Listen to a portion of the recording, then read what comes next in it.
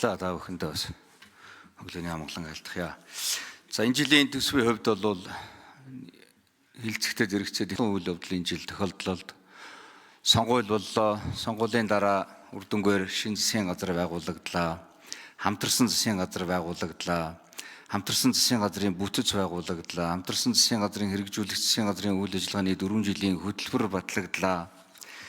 Шинэ засгийн газрын үйл ажиллагааг явуулах боломжийг нээх үүднээс шинэ тодтголыг, төсвийн тодтголыг оруулж ирлээ. Энэ тодтгол нь хамгийн гол нь энэ шинэ засгийн газрыг бүтэц бүрэлдэхүүний хувьд цаашаа үйл ажиллагааг явуулах гэхээсээ илүү томоохон бодлогын ийм шинжилгээг бас энэ шинэ тодтголоор бол дагаж орж ирсэн. Төсвийн хүрээний мэдэгдэл дээр бас өөрчлөлт оруулсан. Энтэй холбоотой орлогын, зарлагын, тэнцлийн, үрийн гэх мэтлэн хязгаарууд дээр бол өөрчлөлтүүдийг оруулж ирж өгсөн. Энэ нь өөрөө төсвийг тэлэх бас боломжийг бий болгож өгсөн. Ингээд төсвийн тодтголыг дагаад 2024 оны төсвийн гүйцэтгэл сайн байсантай зэрэгцээд орлого, зарлага хоёр талдаа хоёуланд нь ингээд төсөв тэлэх юм боломжийг бий болгож өгсөн. Өнөөдрийн 25 оны төсөв яг энэ 24 оны тодтогсон төсөв дээр үндэслээд хийгдэхэр зэрэг дахиад 25 оны төсөв ингээд нэмэгдээд тооцоо хийгдээ явж байгаа гэж ингэж харж байгаа юм. Тэгэхээр бид нар бол шинэ төсвийг хилцэхдээ зэрэгцээд дараагийн нэг өөр асуудал нь юу болсон юм бэ гэхээр зэрэг энэ шинэ төсөв бол бас урд өмнөх төсвүүдээсээ ялгаатай нь маш их олон талын оролцоог хангасан ийм төсөв байгаа.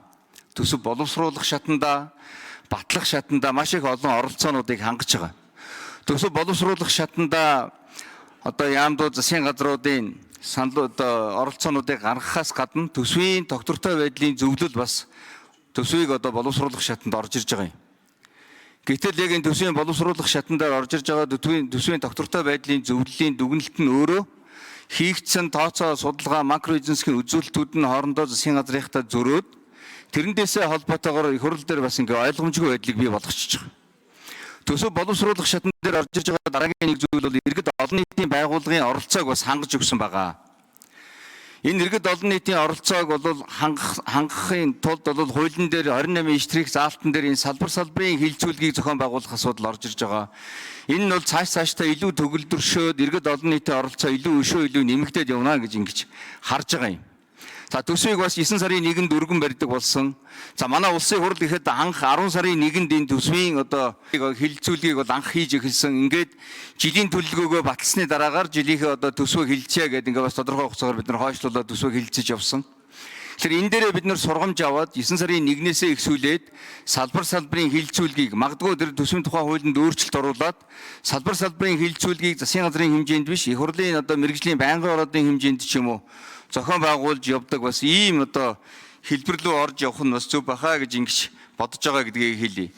Энэ төсвийн тодтголыг дагаж том бодлогын өөрчлөлтүүд оруулж ирдэг болёо. Засгийн газрынхаа бүтцийгээ дагаад төсвийн ерөнхийлөгчийн захирагч хооронд төсөв шилждэг ийм бодлогыг оруулж ирдэг. Яг анхныхын төсөв дээрээ буюу энэ дараа жилийнхэн төсөв дээрээ төсвийнхээ том бодлогыг яриа явдаг ийм өөрчлөлт хийх бол шаардлагатай байна гэдэг нь бол эндээс харагдаж байгаамаа.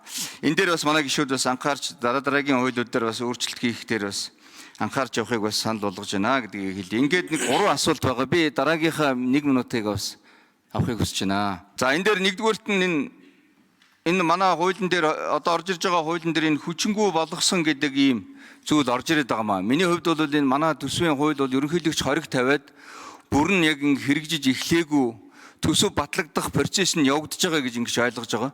Ерөнхийлөгчийн хориг тавих хугацаа дуусны дараагаар эцсийн найруулга явдаг. Эцсийн найруулга сонсноор хууль батлагдсан тооцдог. Гэтэл бид нар яг энэ болж байгаа процессын үед нь хуулийг хүчингү болгоод явчихсан юм шиг ингэж харагдаж байгаа юм. Тэгэхээр энэ дээрээ яг энэ хуулийнхаа найруулга дээрээ бас энэ дээр ерөнхийлөгчийн хориг гэдгийг тодорхой оруулж ирж өгвөл яасан бэ гэдэг нэгдүгээр санал байна. Хоёрдугаарт нь төсөв дагаж маш олон чиглэлүүдийг засгийн газарт бид нэр үүрэг болгож өгсөн. Энэ чиглэлүүдийг энэ оруулж ирэх төсөв дээр оруулж ирж амжих уу гэдэг ийм асуулт байгаа юм. Жишээлбэл нэмэгдсэн өртгөн албан татврын босгыг нэмэгдүүлэхтэй холбоотой чиглэлийг улсын хурлын тогтоолоор засгийн газарт өгөгдсөн байсан. Энэ асуудал маргааш өргөн баригдах энэ төсөв дээр орж ирж амжих уу?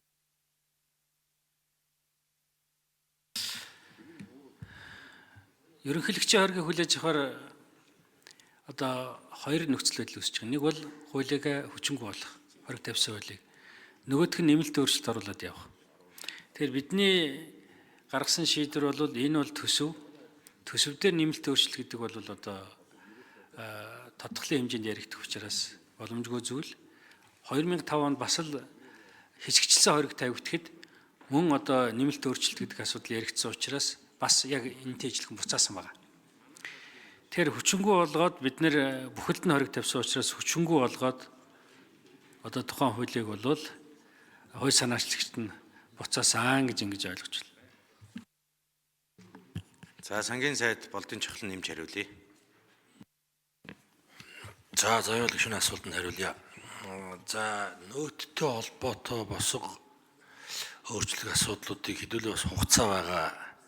За манай одоо татварын ерхий газрын даргын өөрийг одоо олон жил хийсэн хүний хувьд та маш сайн ойлгож байгаа бах. Гэхдээ энэ бас нэлээд тийм суур бас тогтолцооны асуудал учраас нэлээд бас хэдүүлээ судалцаа босгыг чигд өндөр болгох уу эсвэл одоо татвар төлөгчд өөрсдөд нь сонголттой байх уу гэдэг. Тэр чинь нөөтөөс зугатааж байгаа нэг хэсэг байна. Нөөд рүү орё гэж тэмүүлж байгаа нь ихэнх нь байна. Систем рүү.